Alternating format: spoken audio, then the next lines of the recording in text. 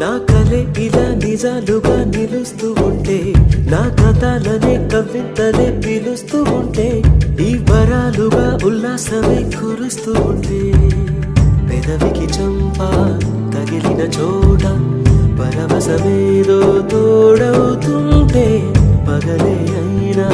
గగనంలోన తారలు చేరెనుగా. నిజంగా నేనేనా ఇలా నీ జలలో ఉన్నా, ఇదంతా